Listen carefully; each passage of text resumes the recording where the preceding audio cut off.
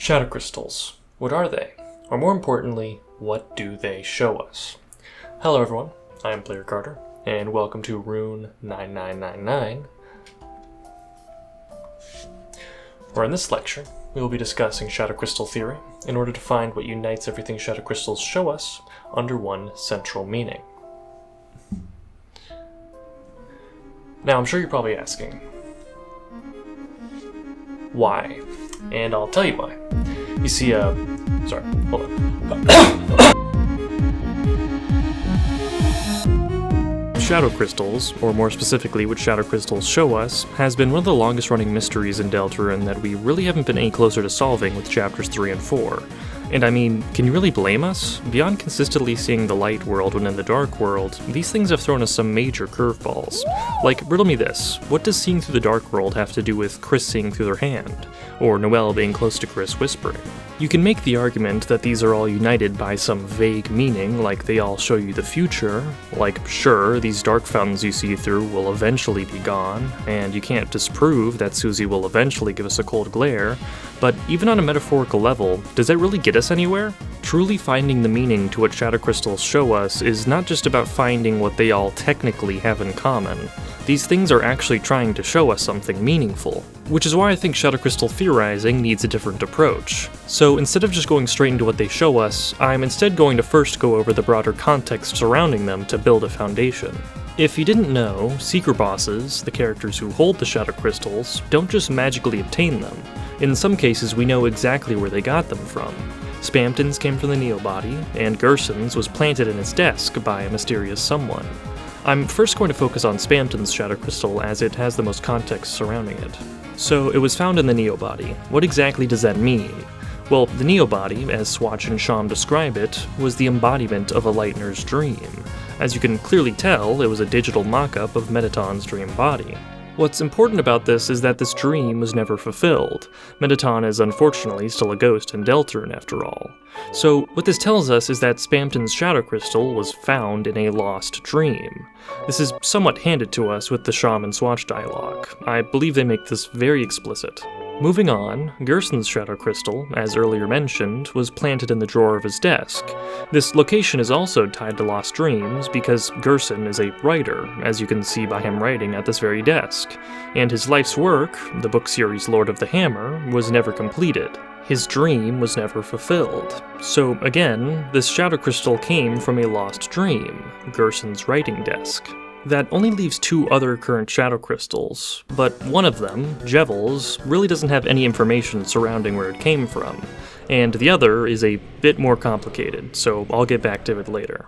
What I'd like to focus on now is this weird story found in the egg room of chapter 4. And so wept the fallen star, making rivers with its tears.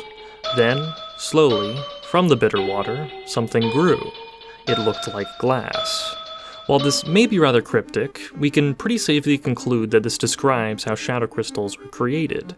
This glass that formed from the bitter water parallels how shadow crystals are liquid in the dark world and then form into glass in the light world.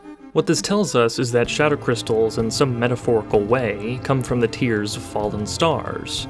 This fits with the concept of shadow crystals being tied to lost dreams, because a fallen star is quite symbolic of a lost dream. Think about it like this. As we know, Mettaton in Undertale is famous. They're a star. While in Deltarune, without their dream body, they aren't a star. They're a fallen star. A lost dream. And from that comes a shadow crystal. I hope that makes sense. The last bit of general context we have about shadow crystals is this weird flavor text when trying to throw them away. For some reason, you felt like if you throw it away, it would be like throwing away someone's blank.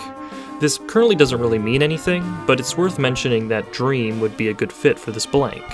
For some reason, you felt like if you throw it away, it would be like throwing away someone's dream.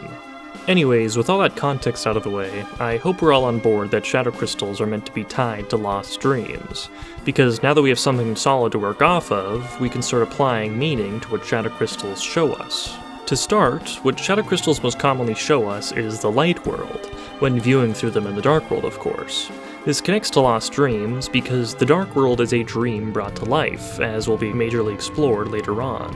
They're commonly referred to as dreams, and going off of Susie's Dark World, they are created when a Lightener focuses on what they want, or rather, what they dream of, and then strike the ground. So Shadow Crystal seeing through the Dark World cleanly ties back to Lost Dreams. You are losing the dream of the Dark World. This is what Shadow Crystals almost always show you in the Dark World, with one exception which I'll get back to. On the other hand, when looking through a Shadow Crystal in the Light World, it seems to be a lot less consistent. Currently, the only three things Shadow Crystals show you in the Light World are either Susie glaring at you coldly, Noelle being close against you whispering, or Chris seeing through their own hand. While these all may seem to be completely random, there is one clear detail that unites them all.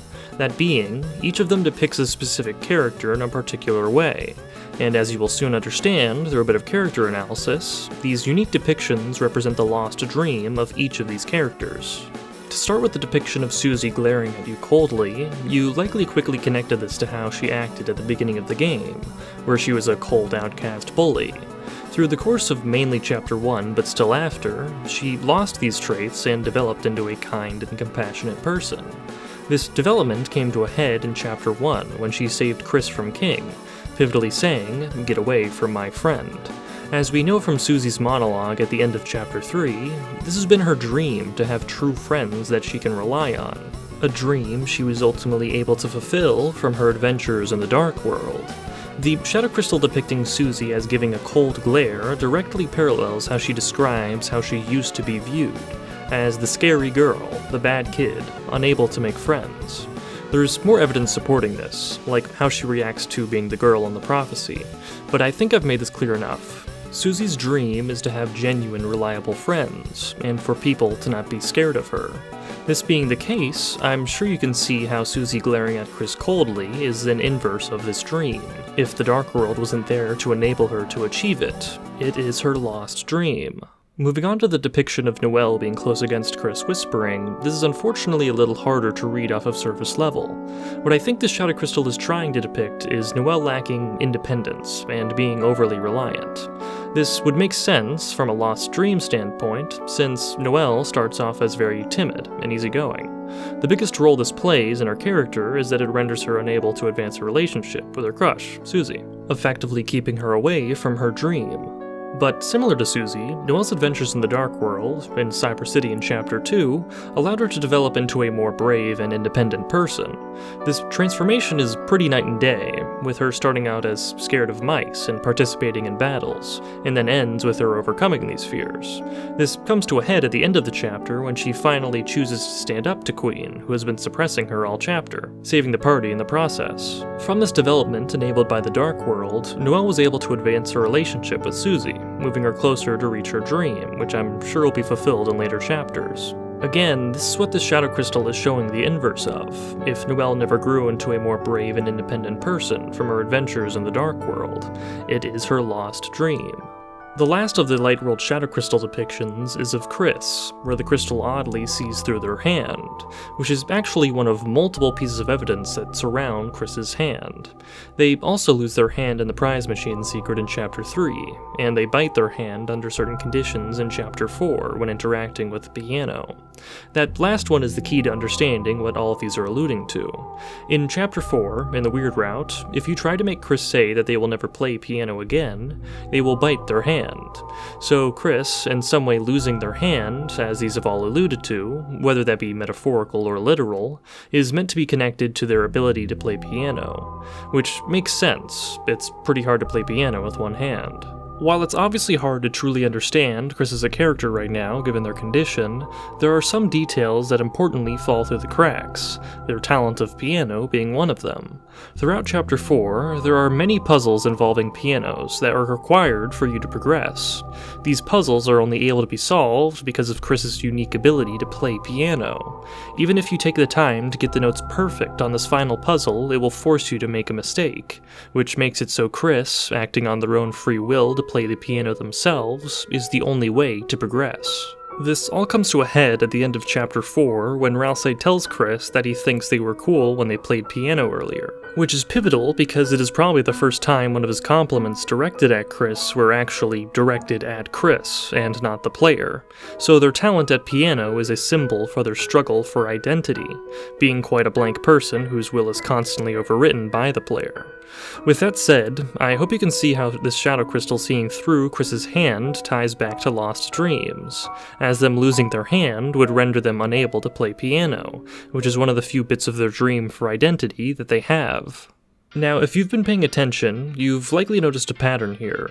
Susie, Noelle, and Chris, and likely more characters in coming chapters, each essentially had their own dark world, tailored to them so that they could develop as a person in order to achieve their dreams of themselves.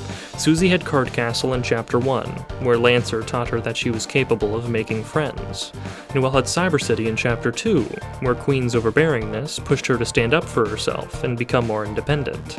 And Chris had the Dark Sanctuary in Chapter 4, where their skills at piano, being the only way to progress, showed them that they hold their own valuable will and identity beyond the player. These dark worlds are their dreams where Susie can be a healer, Noelle can fly like an angel, and Chris can wear whatever they want. Shadow crystals not only see through these dreams, they see what would become of these characters if they were to lose them. Susie would still be an outcast bully, Noelle would be overly dependent, and Chris wouldn't have any sense of self. To put this bluntly, through the lens of shadow crystals, no one can choose who they are in this world. Your choices do not matter. The infamous status quo established at Deltarune's beginning. That is the ultimate meaning behind the lost dreams of shadow crystals. Which brings me to the last thing shadow crystals currently show us, or rather, not show us. To Chris's dismay, shadow crystals uniquely do not alter the prophecy. This is because everything shadow crystals represent perfectly parallel the prophecy's whole deal. It is a predetermination of the future. It is a notion that no matter your choices, you will carry out this objectified role of yourself, as the cage, the prince, or the girl. Your bead will march along its set path. No one can choose who they are in this world, and your choices do not matter. For this reason, the prophecy and shadow crystals are complements to each other. Seeing the lost dreams through the shadow crystals is seeing the will of the prophecy, hence why the prophecy doesn't change when looking at it through them. Which alludes to a very important connection. If shadow crystals show you lost dreams, and the prophecy is included in that, wouldn't that associate the prophecy with lost dreams? As in, wouldn't the prophecy oppose dreams? Wouldn't the prophecy oppose the dark world? If you've seen my last video, you probably know where I'm going with this. This connection of shadow crystals to the prophecy is where this notion of lost dreams actually gets serious, because of course, Susie, Chris, Noelle, and others are well on their way to achieve their dreams, facilitated by their adventures in the dark world. The story so far has mostly been a straightforward path to a happy conclusion. But as was made very clear at the end of Chapter 4, the prophecy sits unchanged in spite of this. All of the character development and achievements of the narrative so far are all being tainted by this fact, because the prophecy implies they were all for nothing. Despite our efforts, the roaring will still happen, and the only way to truly save the worlds requires a horrible tragedy, which, as you'll understand, results in a complete loss of these dreams. Despite these dreams, despite the positive value of the dark world, it still seems that all is lost in the reality of the prophecy. This is what the shadow crystals are trying to ultimately show us, as they see through these dreams. They see through the dark world. They remind you that no one can choose who they are in this world, and your choices do not matter. This narrative symbolized by the shadow crystals is what the prophecy is actually putting into motion. Lost dreams are a real threat. So then, how may we combat this? How may we choose who we are in this world? How may our choices matter? Or more concisely, how may we find freedom? By learning from the pros, of course. Every Seeker boss is each faced with this notion of lost dreams. They want to choose who they are. They want their choices to matter. They want freedom. Jevil sees the world as a game and finds freedom in his cell. Spamton sees himself as a puppet and strives for power to cut his strings. And Gerson is faced with the prophecy itself and finds freedom through hope and reinterpretation. There's a reason we call the motif they all share the freedom motif, because they struggle for freedom in the face of the prophecy and the Shadow Crystal's notion of lost dreams. Naturally, encountering the Seeker bosses is an act of freedom, as they are optional battles. They can either happen or they cannot, meaning they are one of the few events that the prophecy does not foresee. Keep in mind that the prophecy is exact enough to foresee that Lancer will say toothpaste boy, so this is a big deal. Seeker bosses grant us freedom. Jevil gives us hope to see beyond our cell. Spamton gives us hope to cut our own strings, and Gerson gives us the white pen of hope to rewrite the prophecy. But most importantly, they all give us a Shadow Crystal, which ironically is the key to freedom against the prophecy. On the topic of secrets, the secret boards in Chapter 3 serve as a direct connection of the obtaining of Shadow Crystals being a struggle for freedom. Ram says the reason for playing them is to have freedom, and Eram says the reason for playing them is the same reason to search for the Shadow Crystals. Boom, it's as clear as day. Searching for secrets and obtaining Shadow Crystals is a means to freedom, which I get might sound a bit counterintuitive, seeing as Shadow Crystals are symbols against freedom. They're lost dreams that echo the prophecy's notion of your choices not mattering, and so on. But remember, Shadow Crystals are shards, fragments, pieces of something greater. They're pieces of broken dreams, that if enough are pieced together, can be combined into, as you would expect, a complete dream, a pure dream. According to Sham and this crafting recipe, if we collect enough Shadow Crystals, we will be able to combine them into a pure crystal. And while it currently only seems that a pure crystal will only be useful for creating the Twisted Sword in the Weird Route, there is undoubtedly going to be another use for it, seeing as Shadow Crystals aren't mutually exclusive to the Weird Route. Most can even be obtained peacefully. So then, what would be another use for this pure crystal, this pure dream? Well, seeing as it would be the opposite of a lost dream of a Shadow Crystal which sees through the dark world, this pure crystal would do the opposite of seeing through the dark world. It would create a pure dark world, as in the fountain of pure darkness that makes up Castletown. The, as of now, irreplaceable Grand Fountain, unique in its ability to give form to all darkners. It's almost like we're going to need to find a replacement to that thing. It's almost like doing so would be an act of ultimate freedom that'll counteract the will of the prophecy. Place the crown upon my head! If you're confused on what I'm getting at, I suggest you watch my last video where I theorized that the tragedy of the prophecy is the sealing of the Grand Fountain, which would result in the banishment of Castletown and a severance of the light and dark worlds.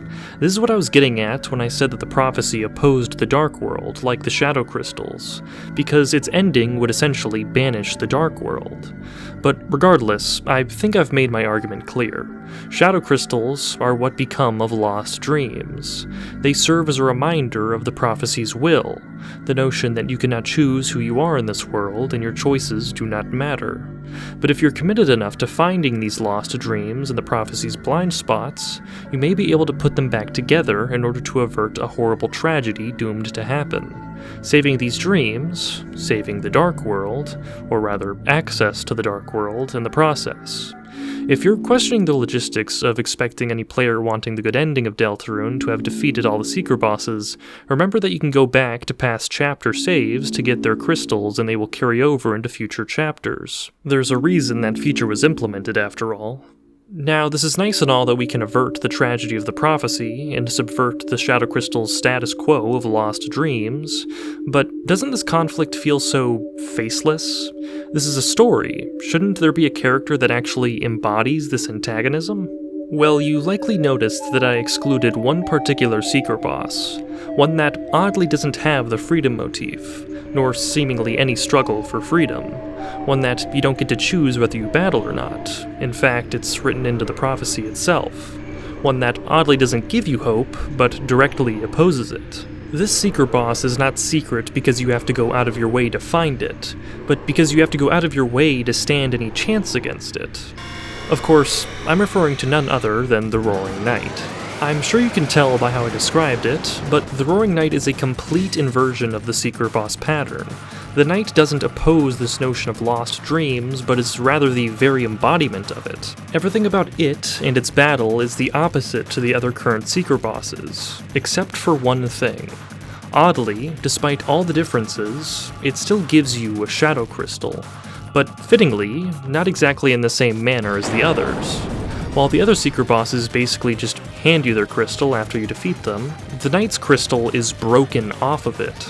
A Shadow Crystal, in its liquid Dark World form, must have seeped out of the shard broken off of the Black Knife, almost like it was made out of it, implying that the Knight not only symbolically embodies the Shadow Crystals, but literally embodies them, like it's made out of them, or it bleeds them. Perhaps that's even what this drool is. Whatever the case, this seems like the best explanation as to why a Shadow Crystal just materializes alongside the Black Shard. The Knight is just made of Shadow Crystals, or it bleeds them. But that begs the question of why. To understand why this is the case, we have to understand why the Knight exists in the first place. So, Des is to some extent the Knight, right? But of course, she wasn't always the Knight.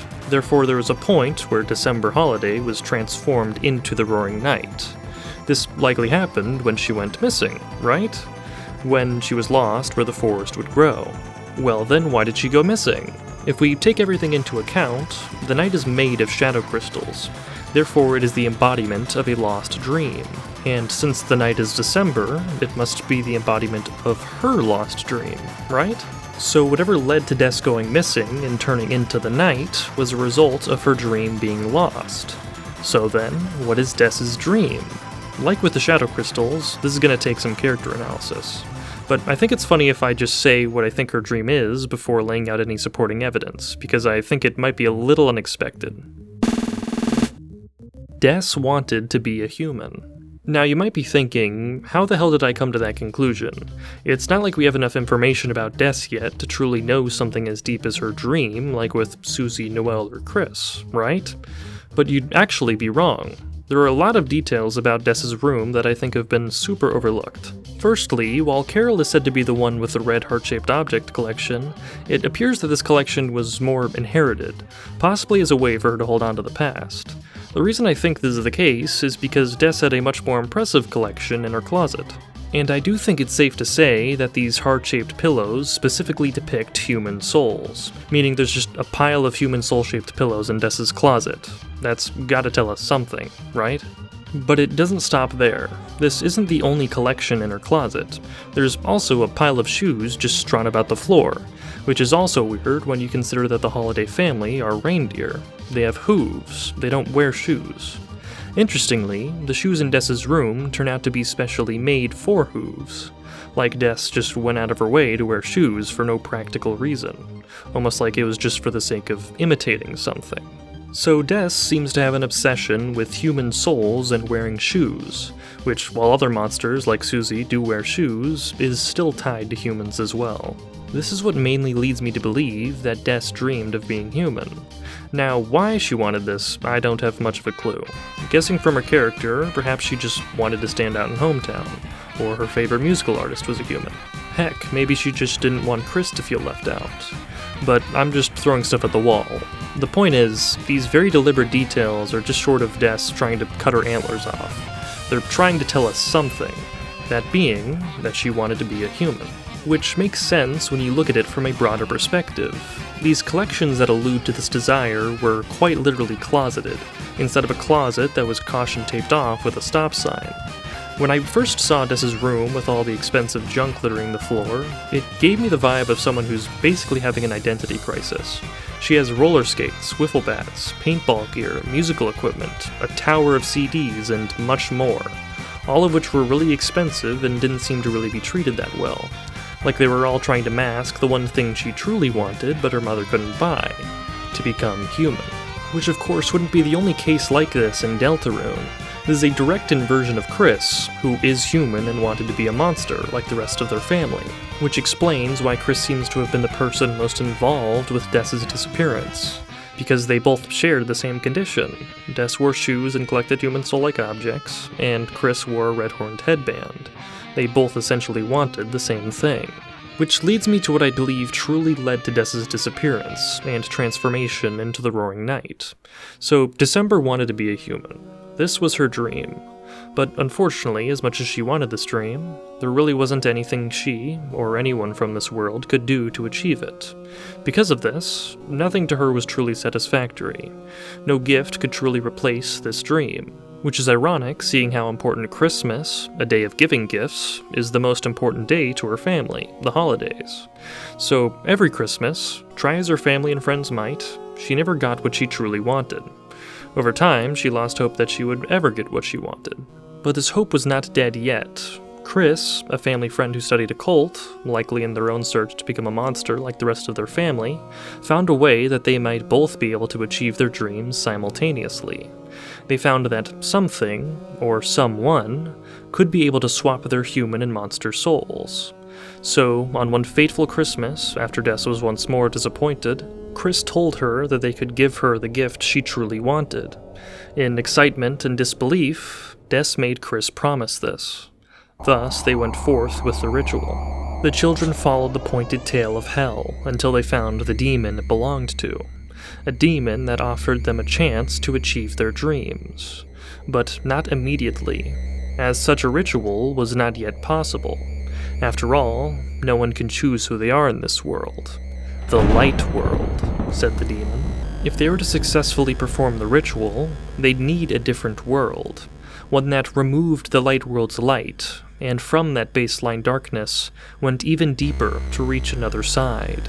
The dark world. A world where dreams come to life. A world where you can choose who you are, and your choices matter. Only there may they reach their dreams. All that was needed to create this darkness was their souls. While the demon spoke the truth, it omitted one important detail. While this darkness in moderation may grant their dreams, too much of it would collapse them into nightmares. This trick cost Chris and Des their souls, and their dreams were lost. Des, instead of becoming human, became an abomination, an animated corpse of her lost dream naturally forged in shadow crystals. On that Christmas night, date 12/25, Des went missing. On 12/25, the shelter was locked away. On 12/25, the Roaring Knight was born. A lost dream fit to serve as a vessel for further lost dreams. A vessel for this demon to continue to advance its nightmare under the false motive of granting dreams. To create enough darkness to cover the entire world in an eternal nightmare. The Roaring. Meanwhile, Chris, struggling for their own autonomy as the witness to all of this, could do nothing but play along. Since wasn't more darkness exactly what they needed? Isn't that how they can give Des her dream? After all, they made a promise. I know I got a bit carried away there, but I believe I stayed reasonably grounded with the evidence I've laid out. When you think about it, this is essentially the inciting incident of Deltarune's whole narrative, which is why it makes so much sense that it serves as the ultimate proof to the infamous status quo stated at the beginning of the game. No one can choose who they are in this world. As you'd expect from a narrative, the main antagonist is the embodiment of this driver of conflict. The Roaring Knight is what became of Des failing to choose who she is. It is her lost dream. Lost dreams is the meaning of the shadow crystals. Lost dreams is the fate of the prophecy. Lost dreams is the cause of the Roaring Knight. A cause that, ironically, seems to directly oppose the Dark Worlds. These dreams brought to life that guide Lightners to achieving their own dreams. Because while the night may create dark fountains, it doesn't do so to foster these dreams, but rather to collapse them into nightmares, just as it did with December Holiday. I've always found it interesting that Darkners aren't exactly beings of darkness. True beings of darkness are what we get a glimpse of in Chapter 4. Darkners, on the other hand, merely inhabit darkness. In the Roaring, the Darkners, crushed by the darkness, will slowly, one by one, turn into statues. Darkness may run rampant, but the dreams they carried will be lost in the shadow of the Knight's hand. Deltarune at its core is a story about dreams, founded on a dream. It posits dreams as being as fragile as glass, prone to shatter and be lost to a prophecy of encroaching fatalism that may only be subverted if you are determined to find the dreams that have already been long, long lost to it.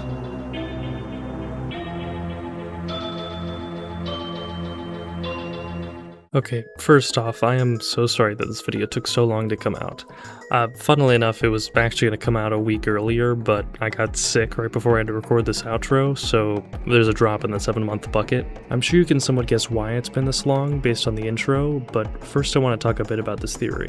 While it mainly revolved around shadow crystals, this script has been completely written since quite a bit before the recent lore drop about them.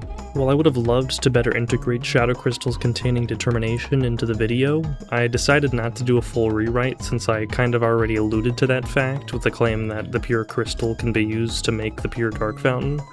Anyways, other than that, I'm pretty satisfied with the conclusions I was able to make with this theory, especially everything about Des. If you want to discuss it more, or you just want to be amongst the finest minds of the Deltarune community, you can join my Discord server. I'm always very active on it.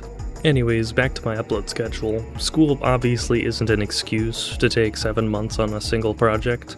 I can assure you that I've always intended on making videos faster than I have been. It's not like I don't have any ideas. In fact, it's quite the opposite. I've got a few backlogs waiting for this video to be finished. The problem is that I've basically been following the same production routine with every theory video I've made so far, and I plan on changing that. I want to try new ways of expressing my ideas, and to some extent myself, as that's the ultimate purpose of this channel, hopefully in a manner that I can manage to actually do more frequently. Don't worry, I'm still making Deltarune theories, just possibly in a more creative way in the future. But also, to be perfectly honest, I'm not going to make any promises, because I am quite busy right now. Just know that making these things is something that I really enjoy doing, and I am committed to continuing that, whether in 11 hours or 11 years. Anyways, if you enjoyed the video, please consider supporting it however you see fit. Liking, commenting, which I will read and probably respond to, subscribing, hyping if you're on mobile. I haven't asked for that one before.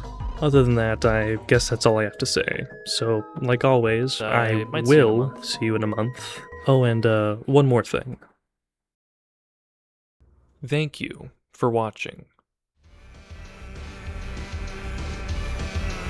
It can't be! The curse! It's been lifted! I'm free!